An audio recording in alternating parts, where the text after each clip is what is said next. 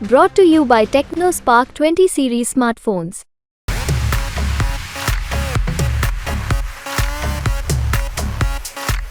हारेंगे और वो लड़ाई में नहीं, वो तीसरे में है।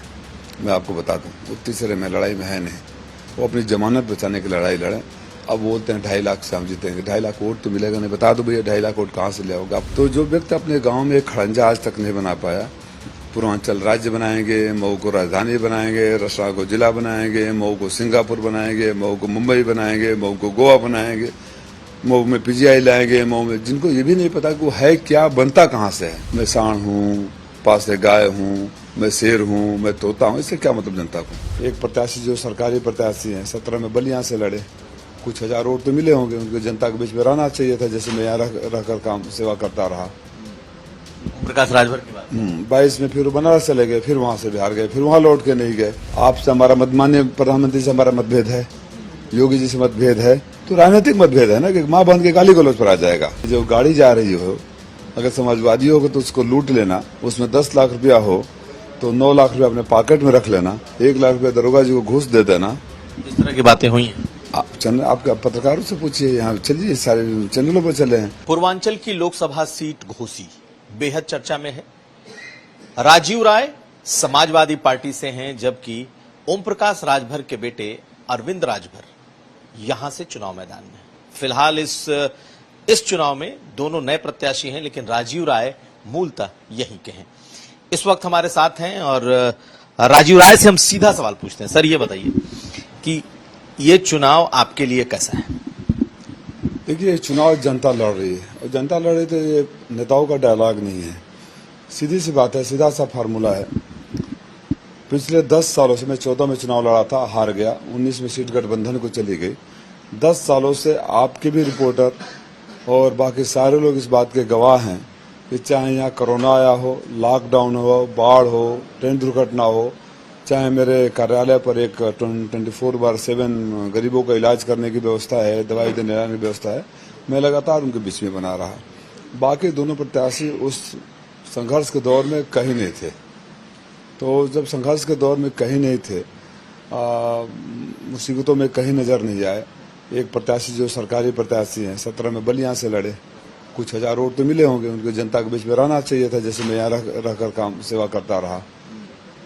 प्रकाश राजभर की बात 22 में फिर बनारस चले गए, फिर वहां से बिहार गए, फिर वहां लौट के नहीं गए।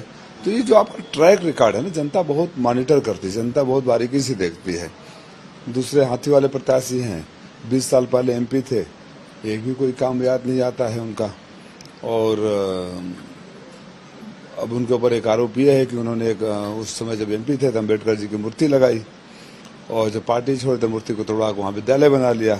तो उसके लिए भी आंदोलन चल रहा है। 20 सालों में कोई काम याद नहीं आता। हर बार 5 साल बाद किसी न किसी पार्टी का सिंबल ले आते हैं, चुनाव लड़ते हैं और फिर गायब हो जाते हैं।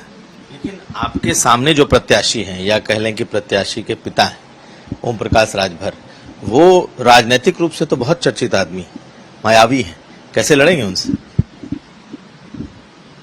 देखिए, मुझे लड़ने की जरूरत नहीं है, वो खुद से लड़ रहे हैं, अपनी जुबान से लड़ रहे हैं, अपने अहंकार से लड़ रहे हैं। उनका दुश्मन समाजवादी पार्टी या कोई विरोधी नहीं है। जो उनका, उनके बच्चों की भाषा है, वाणी है, कार्यशैली है, और जिस तरह अहंकार से डूबे हुए हैं, और एक उनकी जो छवि है कि किसी के नहीं हुए। मैं बताया ना, अभी उदाहरण दे रहा था कि 17 में बलिया से लड़े थे, किसी गठबंधन में लड़े होंगे, हार गए तो उसको छोड़ दिए घर आने लगे। 22 में हमारे यहाँ आए, हार गए तो हमें छोड़ दिए घर आने लगे, फिर 24 में यहाँ आए हैं। तो इस तरह के जो उनके पास बताने को कुछ भी नहीं, यहाँ भी आते हैं तो उनके बच्चे रोज मुझे घर आते रहते हैं, रोज अपशब्दों का इस्तेमाल करते हैं। जो राजनीतिक, आपसे हमारा माननीय प्रधानमंत्री से हमारा मतभेद है, योगी जी से मतभेद है, तो राजनीतिक मतभेद है ना, कि माँ बंद के गाली गलौज पर आ जाएगा। इस बार तो उन्होंने बहुत कंट्रोल कर रखा है, सुना है कि बहुत अच्छी भाषा का इस्तेमाल कर रहे हैं, बहुत कंट्रोवर्शियल बातें नहीं बोल रहे हैं। तब तो आपके पत्रकार झूठी रिपोर्टिंग करते हैं। यहाँ अच्छी भाषा का इस्तेमाल है कि केंद्रीय कैबिनेट मिनिस्टर संविधान का शपथ लेकर मऊ के चुनावी मंच से खड़ा होकर कहे कि जो गाड़ी जा रही हो, अगर समाजवादी होगा तो उसको लूट लेना, उसमें 10 लाख रुपया हो तो 9 लाख रुपया अपने पॉकेट में रख लेना, 1 लाख रुपया दरोगा जी को घूस दे देना। इस तरह की बातें हुई हैं। आपका पत्रकारों से पूछिए, यहाँ चलिए, सारे चैनलों पर चले हैं। तो बताइए, मैं तो पूछा उस समय भी, मैं नहीं चाहता इस बात को बार बार कहूँ, बार बार कहने से हल्कापन हो जाता है, क्योंकि आपने पूछ दिया। पुलिस के सामने कह रहे हैं, आप इतने बड़े पत्रकार हैं, कहीं भी खड़े हो जाएंगे लोग पहचान लेंगे। मैं दावे के साथ कहता हूं कि यही डायलॉग रोड पर जाकर आप रिपीट कर दीजिए, या तो जनता या तो पुलिस आपको ठीक कर देगी, पुलिस पकड़ लेगी। पुलिस वहीं था, कोई केस नहीं हुआ। जो नेता, जो मंत्री कानून के तोड़ने की बात करता है, लोगों को छिनैती और डकैती की लोग उकसाता है, ये कौन सी भाषा है? 3 दिन पहले, 4 दिन पहले इस आप बोले बड़ी अच्छी भाषा बोले, इस पर मुझे याद आ गया। उन्होंने बड़ी अच्छी भाषा की नहीं, मेरा कहने का मतलब है जिस तरीके, हाँ, बहुत कंट्रोल उन्होंने कर लिया, कंट्रोल पे कंट्रोल करके भाषा बोले। 6 दिन पहले, 5 दिन पहले 6 पत्रकारों को उन्होंने जब उनकी रिपोर्टिंग कर रहे थे, लाइव रिकॉर्डिंग कर रहे होंगे, तो उन्हें पकड़ कर पिटवा के मोबाइल छिनवा लिए। अगर कंट्रोल भाषा बोलते हैं, देखिए नेता को प्लेटफॉर्म चाहिए जनता को अपनी बात पहुंचाने के लिए। और मेरा मानना है कि मैं आपसे क्यों बात कर रहा हूं कि जो मेरे विचार है आपके माध्यम से जनता के पास पहुंचे। तो कौन से आप शब्दों का प्रयोग करने का डर था? क्या ये आपको आउट ऑफ कंट्रोल हो जाने का डर था कि अगर वो रिकॉर्डिंग कर रहे थे तो आपने उनको पिटवा के मोबाइल छिनवा लिया? पद्मेश तिवारी नाम का एक नौजवान यहाँ ढेकुलिया पुल पर जा रहा था, उनका हालांकि प्रोटोकॉल होना नहीं चाहिए, उनके बेटे के साथ भी प्रोटोकॉल चलता है, इसको भी प्रशासन संज्ञान ले। उनका बेटा तो कोई पद पर है नहीं, लेकिन आप जाएंगे देखें तो स्कॉट गाड़ी चलती है, काफिला चलता है, गाड़ी बगल में खड़ी हो गई जाम में तो उसको पीट दिया। तो ये कंट्रोल बिहेवियर है। तो I do not know what is uncontrol behaviour. तो देखिए, आप ना चाल और चरित्र बहुत देर तक दबा नहीं सकते। जितना आप आर्टिफिशियली इसको दबाने की कोशिश करोगे, नेचुरली बाहर आएगा। तो इनका नेचर ही ऐसा है। सवाल ये है कि मुद्दा क्या होना चाहिए मऊ के लिए। आप लोकसभा का चुनाव लड़े, विधानसभा चुनाव, वहां के क्षेत्रीय मुद्दों पर आप बात करो ना। मैं सांड हूँ, पास से गाय हूँ, मैं शेर हूँ, मैं तोता हूँ, इससे क्या मतलब जनता को? ऐसी बातें निकल बोलते हैं। आप अपने स्थानीय रिपोर्टर से पूछिए, लोगों ने रिपोर्ट किया, बोले कि मुझे दूर से मरखावा सांड समझते हैं, पास से मुझे दुधारू गाय समझते हैं। अगले दिन बोले कि मैं तोता नहीं हूँ, फिर आप बोले कि मैं शेर हूँ, मेरा बच्चा शेर का है। फिर उसी कार्यक्रम में जिले के प्रथम नागरिक जिला पंचायत अध्यक्ष जी को खड़ा कराए, बोले कि ये फलाना है और इनका मालिक मैं हूँ। तो इसको कंट्रोल बिहेवियर या अहंकार होता है। लोकतंत्र में मालिक जनता होती है ना सर। कुछ दिन पहले जब चुनाव लड़ने आए तो बकायदा पिछले अपने बिहेवियर के लिए उन्होंने बीजेपी के कार्यकर्ताओं से, उनके बेटे ने बकायदा माफी मांगी। तो ऐसा लग रहा था कि शायद बदलाव है। तो उसके बाद के जितने बताए ना, वो कान पकड़ उठक बैठक के बाद की घटनाएं हैं, और आपके रिपोर्टर इसको कंफर्म करेंगे। मतलब this is not a political statement, ये फैक्ट है और मीडिया में चला है। ये तो मैं चंद बता रहा हूँ। जहां भी जाए पत्रकारों को, प्रधानों को बोलना कि मैं पंचायत मंत्री हूँ, अक्लमंद सारा काफी, मैं हज और माइनॉरिटी अफेयर मिनिस्टर हूँ, समझ जाना काम मुझसे ही पड़ेगा। तो ये कंट्रोल बिहेवियर नहीं है, ये छिछोरापन है, हल्कापन है। आप बड़े होते हो तो गंभीरता लाओ, लोगों को धमकाओ मत, लोगों के काम आओ। बहस में चाहता था, मैं बार बार चाहता था कि मुद्दा ये हो कि घोसी की जनता को आप क्या दोगे। ये तो आपके लिए फायदेमंद ही है ना फिर तो, अगर इस तरीके का कैंडिडेट या कैंडिडेट के परिवार के लोग, अगर आप पॉलिटिकल वोटिंग के टर्म्स में कहेंगे तो मुझे फायदा है, क्योंकि जनता मेरे व्यवहार को भी तोलती है। 10 साल हो गए, छोटा टाइम नहीं है। कोई ऐसा नहीं है जो कह दे कि राजीव राय को उन्होंने कभी किसी बात के लिए ना कहा होगा, और उनका एक काम ऐसा नहीं है। जो व्यक्ति दूसरी बार मंत्री है, वो एक विजुअल आपके चैनलों पर चला था कि मंत्री होते हुए अपने बेटे के शादी में फावड़े से अपना खड़ंजा बना रहे थे। तो जो व्यक्ति अपने गांव में एक खड़ंजा आज तक नहीं बना पाया, पूर्वांचल राज्य बनाएंगे, मऊ को राजधानी बनाएंगे, रसड़ा को जिला बनाएंगे, मऊ को सिंगापुर बनाएंगे, मऊ को मुंबई बनाएंगे, मऊ को गोवा बनाएंगे, मऊ में पीजीआई लाएंगे, मऊ में, जिनको ये भी नहीं पता कि वो है क्या, बनता कहाँ से है। तो जो जैसे जातियों के नाम रट के लगातार फर्राटे से बोलते हैं, ऐसे कुछ इंस्टीट्यूशन के नाम फर्राटे से रट कर बोलना शुरू कर दिए। जनता के सामने आपको रियलिस्टिक होना पड़ेगा। इसका मतलब कि आपको ज्ञान ही नहीं है कि यहाँ की मऊ की मूलभूत समस्याएं क्या है, यहाँ की बेरोजगारी का निदान कैसे होगा। ये बुनकरों की नगरी है।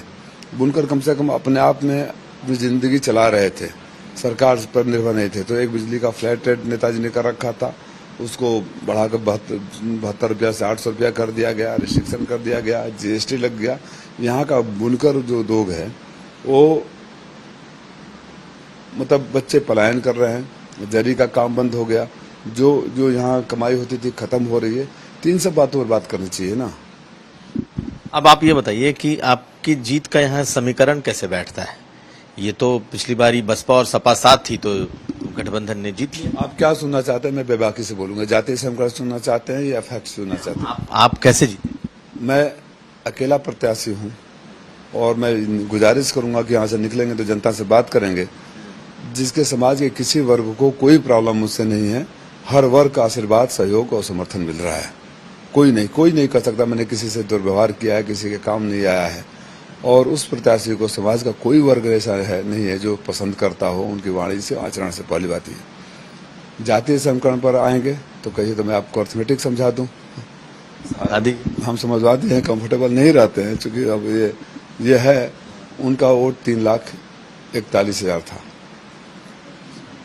2022 के विधानसभा चुनाव में, उनका मतलब भाजपा का, और हमारा था 4,83,000।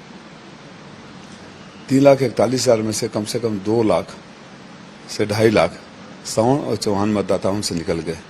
1.5 लाख वोट बचा। अब आप इतने वरिष्ठ पत्रकार हैं, अनुभवी पत्रकार है, बताइए 1.5 लाख वोट में से कौन सा वोट उनको जुड़ रहा है?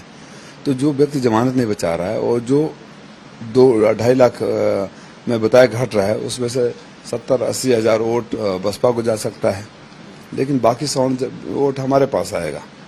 लगता है कि जो उपचुनाव में घोसी का उपचुनाव हुआ तो जैसी नाराजगी उस वक्त हम लोगों ने देखी वो बरकरार है, या फिर ये चूंकि पार्लियामेंट का चुनाव है लोग प्रधानमंत्री मोदी के नाम पे बोलते हैं? एक्चुअली दारा चौहान को हराने की साजिश में इन बाप बेटों ने भी बहुत बड़ा बोलापन किया। अगर मैं बेबाकी से बोलूं, हार तो दारा सिंह चौहान जी की निश्चित थी कि कभी यहाँ कभी वहाँ और आपने कुछ किया नहीं, इसमें दो राय नहीं था। लेकिन मेरा व्यक्तिगत रूप से असेसमेंट हो सकता है, पार्टी या कुछ कोई और इससे एग्री न हो, कि ये तीनों लोगों ने अगर इतनी अपने वाणी का इस्तेमाल नहीं किया होता तो शायद हार का मार्जिन या जीत हार का मार्जिन थोड़ा डिफरेंट फिगर होता। तो अगर वही जारी है तो ये जीत पिछली जीत से, उपचुनाव की जीत से भी बहुत बड़ी जीत होगी। कम से कम 2 से 2.5 लाख वोटों से वो हारेंगे, और वो लड़ाई में नहीं, वो तीसरे में है। मैं आपको बता दूं, वो तीसरे में, लड़ाई में है नहीं। वो अपनी जमानत बचाने की लड़ाई लड़े। अब बोलते हैं 2.5 लाख से हम जीतेंगे। 2.5 लाख वोट तो मिलेगा नहीं। बता दो भैया 2.5 लाख वोट कहाँ से ले आओगे? आप पूछिएगा, अगर इंटरव्यू होगा तो आंकड़े देकर पूछ लीजिएगा कि आप बता दो हम कम ज्ञानी या आप महाज्ञानी हो, इसमें कौन सा आपका जुड़ रहा है? 2 ही चीजें जुड़ता है भारतीय राजनीति की, या तो कास्ट जातीय समीकरण होता है या आपके कर्म होते हैं। मेरे कर्म और मेरे जातीय समीकरण। मेरे कर्म यह है कि 10 सालों तक नेता नहीं, भाई और बेटा बनकर यहाँ की सेवा किया हूँ लोगों की। जब पुरानी तस्वीर कोई खोजता है, आपके भी आर्काइव में अगर कोरोना, लॉकडाउन, बाढ़, कटान, ट्रेन दुर्घटना, अनाथ बच्चों को गोद लेना, शादी कराना का कोई मऊ के नेता का होगा तो मेरे ही मिलेंगे। मैं बेबाकी से बोल रहा हूँ, और आप जाकर अपनी लाइब्रेरी में सर्च करवाइएगा। जो बाकी 2 प्रत्याशी हैं, एक का भी भूले से कहीं नहीं मिलेगा। तो जब इस तरह के भावनात्मक संबंध हो जाता है, मैं हमेशा एक उदाहरण देता हूँ। आपके बगल में भाई साहब खड़े हैं, लगातार 10-12 सालों से आपको बुखार भी हो जाता है तो पैरासीटामोल लेकर दौड़ जाते हैं, आपकी सेवा करते हैं, और तीसरे भाई साहब आकर उनको गरियाने लगते हैं, तो आपको गुस्सा आएगा ना कि तुम क्यों गाली दे रहे हो? बिल्कुल वही छोटा सा सिंपल उदाहरण है। मैं यहाँ 10-12 सालों से हूँ, लोगों के सुख दुख में हूँ। ये कहीं नहीं थे, अचानक अवतरित होते हैं इस चुनाव में और मुझको गरियाने लगते हैं। तो इसका बदला तो जनता उनसे ईवीएम की मशीन से लेंगी। गाली, हम तो गाली का बदला गाली से दे नहीं सकते हैं। इनके एक जिला अध्यक्ष का वीडियो आजकल वायरल हो रहा है, मुझे कल किसी ने भेजा, मैंने उसको आगे नहीं बढ़ाया क्योंकि राजनीति में उस निचले स्तर तक नहीं उतरना चाहता। उस वीडियो की भाषा सुनकर घिन आती है, क्रोध और नहीं, घिन आते हैं। किस तरह के मानसिक स्तर के लोग हैं, जिस तरह के शब्दों का प्रयोग माननीय प्रधान मुख्यमंत्री के लिए भी किया जा रहा है, डीएम एसपी के लिए, ठाकुरों के लिए किया जा रहा है, वो घिन वाली भाषा, इसको स्वीकार नहीं किया जाएगा। छोटे और सवाल हैं। राजा भैया को लेकर इस वक्त बहुत चर्चा है। आपको लग रहा है कि राजा भैया का समर्थन या उनके समर्थकों का समर्थन आपको भी मिलेगा जैसे दूसरे कैंडिडेट्स को मिल रहा है? आपका इशारा अनुप्रिया पटेल के स्टेटमेंट की तरफ होगा, उनका रिएक्शन होगा। तो मैं आप ही के चैनल पर अभी आ रहा था प्रचार से, तो गाड़ी में देख रहा था कि मान्यवर एक कदम और आगे चले गए हैं, खारिज कर दिए। पूर्वांचल में राजा भैया का कुछ है ही नहीं है। किसी को खारिज कर देने से खारिज नहीं होता, थोड़ा कम थोड़ा ज्यादा हो सकता है, और हो सकता है कि वो नहीं हो। तो अगर आप इस तरह की वाणी बोलेंगे तो रिएक्शन में और भी बढ़ जाएगा। अभी अपने को अपने आगे से किसी को बड़ा समझते नहीं है। ये जब हमारे साथ थे तो 2022 के चुनाव में चौहान राजभर कॉम्बिनेशन के साथ हमारी जीत 21,000 से हुई थी, और चौहान राजभर कॉम्बिनेशन के साथ उधर चले गए तो हमारी जीत 43,000 होगी। तो इनकी तो यह हैसियत है। लेकिन देखिए, राजनीति में मैं राजा भैया को पसंद करूं या ना करूं, दूसरी पार्टी में इस पार्टी में उससे नहीं मतलब है, लेकिन किसी की शख्सियत को खारिज कर देना, किसी की शख्सियत को छोटा कर देना, ये अपना छोटापन दिखाना होता है। राजा भैया नो डाउट एक शख्सियत हैं उत्तर प्रदेश के राजनीति में, जो 30-35 सालों से लगातार अगर सदन में जीतते आ रहे हैं और अपने बूथे जीतते आ रहे हैं, तो उनको खारिज तो नहीं कर सकते, हम उनका राजनीतिक विरोध कर सकते हैं। ये इनके अहंकार का, और ये समाज तो उनका पहले से इनकी गालियां सुन रहा है, आज फिर इनकी भाषा, तो निश्चित रूप से उसका असर यहाँ पड़ेगा। और एक असर क्या मुख्तार अंसारी का है यहाँ, क्योंकि मुख्तार अंसारी का ये इलाका है, जिला है, जीतते रहे हैं। इस बार जिस तरीके से मुख्तार अंसारी की मौत हुई है, क्या उस तरीके उसका कोई इफेक्ट है? देखिए, माइनॉरिटी के लोगों ने मन बना लिया कि इंडिया गठबंधन को के अलावा कुछ सोचेंगे नहीं। इसका सबसे बड़ा उदाहरण आपको मेरठ चुनाव में आप लोगों ने रिपोर्टिंग किया होगा। याकूब कुरैशी साहब थे बसपा से, और वो वोट को तरस गए माइनॉरिटी के। परिणाम आएगा तो आप देखेंगे। तो जब ऐसी शख्सियतों को मतलब माइनॉरिटी ने मन बना लिया है, जिस तरह से इनके साथ प्रधानमंत्री जी की भाषा है 2014 में, देश बिकने नहीं दूंगा, 2024 तक आते आते भैंस बिकने नहीं दूंगा। माननीय प्रधानमंत्री जी भैंस खोले जाएंगे, मंगलसूत्र लेकर चले जाएंगे, बच्चे पैदा कर देंगे। तो इस तरह की भाषा ने माइनॉरिटी को एकजुट कर दिया है। तो फिर फर्क पड़ना न फर्क पड़ना तो तब होता ना जब कम हो रहा होता, ज्यादा हो जाता, उससे अब्सोल्यूट से तो ज्यादा आगे नहीं जा सकता ना कोई। तो अब्सोल्यूट वोटिंग हमारे फेवर में हो रही है, और इंडिया गठबंधन के फेवर में पूरे देश में हो रही है। बहुत शुक्रिया यूपी तक से बात करने के लिए। तो हमारे साथ थे राजीव राय, जो कि प्रत्याशी हैं और दावा कर रहे हैं कि इस बार बड़ी जीत इस घोसी पार्लियामेंट से उनकी होगी। घोसी से कुमार अभिषेक, यूपी तक।